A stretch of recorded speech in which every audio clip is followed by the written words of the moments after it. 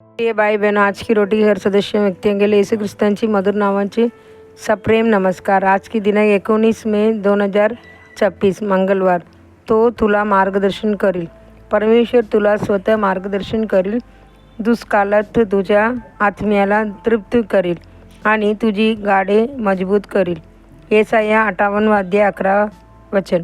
वादळे कितीही प्रकार असोत, तुझ्या जीवनात कितीही समस्या किंवा संघर्ष उभे राहोत, परमेश्वर तुला मार्गदर्शन करील। तो तुला दररोज प्रेमाने आणि विश्वासूपणे चालविल। मोठ्या दुष्काळाच्या काळात सुद्धा तुला मार्गदर्शन करण्याचे त्याने वचन दिले आहे।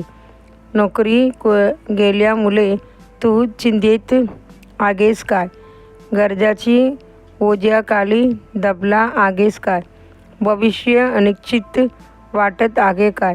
तुझा हात परमेश्वराच्या हातात तो नक्कीच तुला मार्गदर्शन करील। त्यांचे मार्ग अद्भुत आहेत। देवाचे मार्ग मानवी समजुती पलीकडेचे आहेत। तो महान आणि आत्मीय कार्य करतो, असंख्य अद्भुत गोष्टी करतो।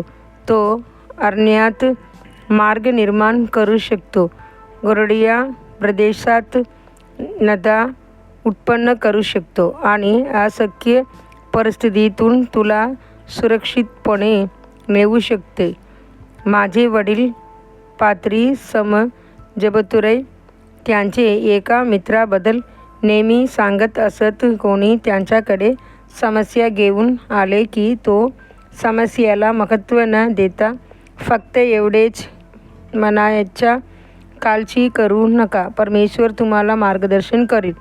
ज्याने झाड लावले तोच त्याला पाणी घालतो, त्याचप्रमाणे ज्याने तुला निर्माण केले तोच तुला मार्गदर्शन करील।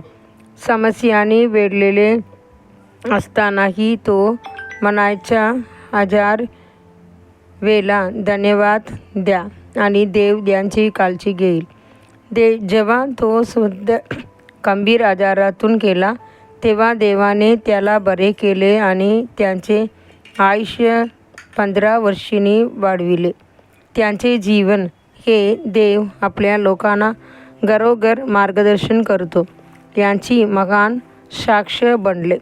घड्याळाच्या लंबकाचा विचार करा। जर त्याने प्रत्येक मिनिट, तास, दिवस, महिना किंवा वर्षातील सर्व कालचुलीची चिंता केली तर तो गोंधळून जाईल। पण सत्य सोपे आहे, त्याला फक्त एका संकेतासाठी लागणारी शक्ती पुरेशी असते।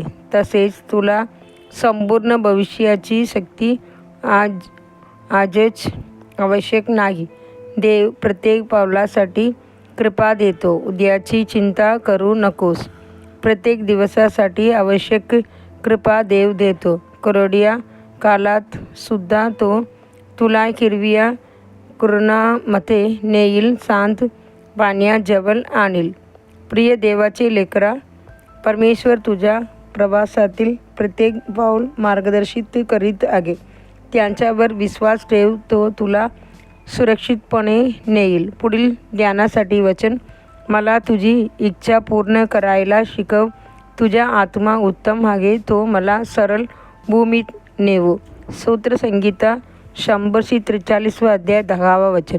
आजचे बायबल वाचन सकाळी पहिली इतिहास 7 अध्याय 8 अध्याय 9 अध्याय, संध्याकाळी योगान 6 अध्याय 22 वचन से 44 वचन। धन्यवाद।